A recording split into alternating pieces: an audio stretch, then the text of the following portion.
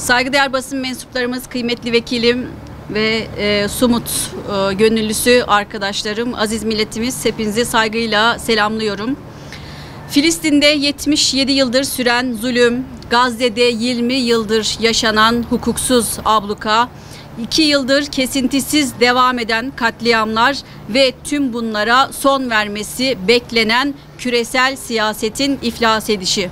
Uluslararası düzen Filistinlileri 77 yıldır hayal kırıklığına uğrattı ve 7 Ekim'den bu yana da yaşananlar karşısında etkisizlik, devlet merkezli uluslararası düzenden tabanın, hür iradenin, toplumun etken olduğu bir düzeni kaçınılmaz kıldı.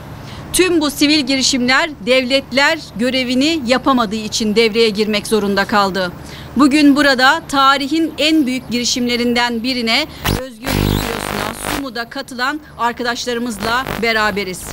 1-15 Eylül tarihleri arasında Gazze'deki hukuksuz ablukayı kırmak için İspanya, İtalya, Yunanistan dışında Tunus'ta bulunan 120'ye yakın Türkiye Cumhuriyeti vatandaşı daha önce akredite edilerek oraya isimleri bildirilerek aslında Tunus'taydılar.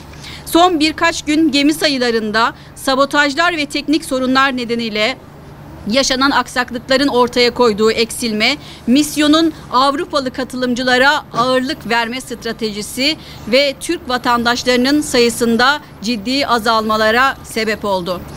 Teknik ekip ve mürettebat dışında sadece 10'a yakın vatandaşımız gemilerde yer alabildi ancak. Gemilerde toplamda 500'e yakın aktivist yer alıyor.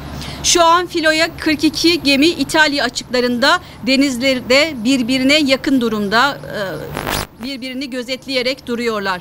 5 gemi Yunanistan'dan buraya ilave olacak. Bir tane de hukuk gözlem gemisi filoya eşlik ediyor.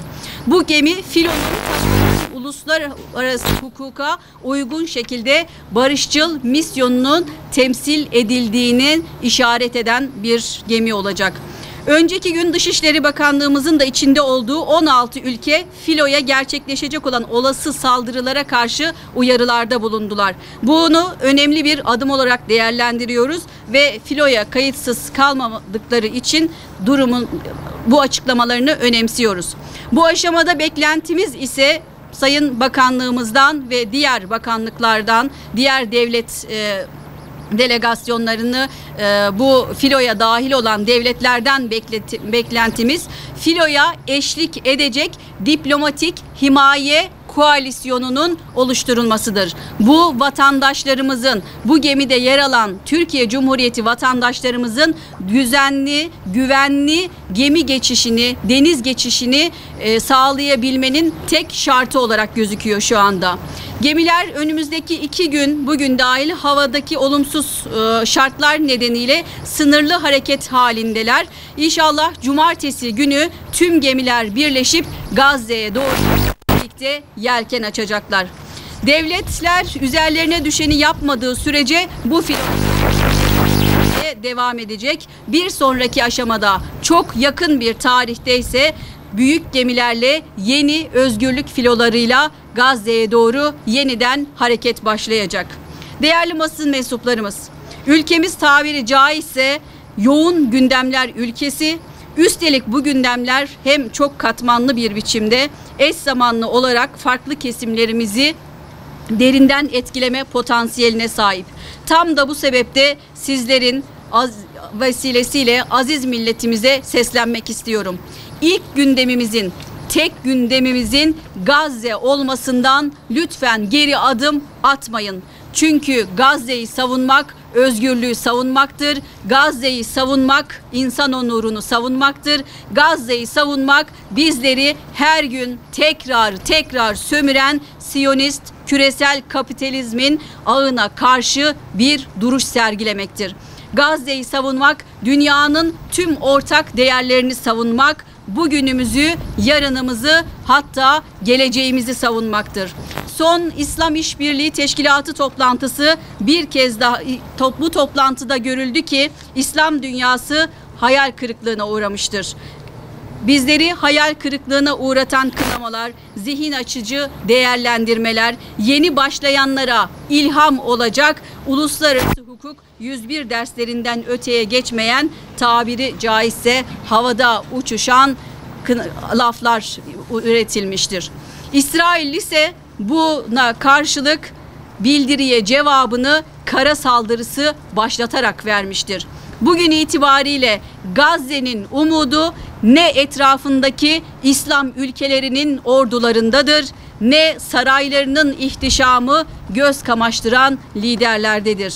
Bugün Gazze'nin tek umudu Akdeniz'de şu anda, şu dakikada fırtınalı denizlerde yol almaya çalışan 50 küsür tane balıkçı gemisinden hallice gemilerdedir ve o gemilerin içindeki dinleri, dilleri, milliyetleri farklı bir avuç cesur insandan başkası değildir.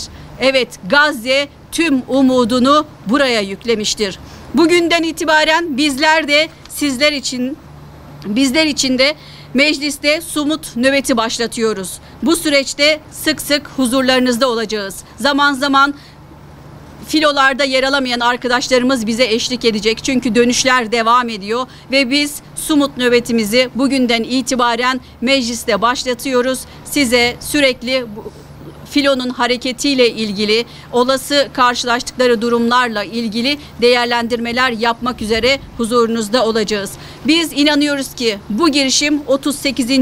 ablukayı kırma girişimidir ve inancımız bu filonun tıpkı 2008'deki ilk misyon gibi başarılı olacağıdır. Buna inancımız tamdır. Bu inancımızı muhafaza ediyoruz ve ülkemizin gündeminin Gazze'den şaşmaması, Gazze'nin tek umudu olan bu filodan şaşmaması için elimizden geleni sumut gönüllüler olarak bizler hem milletvekilleri hem de gönüllüleri olarak buradan bu mücadeleyi vermeye devam edeceğiz diyorum.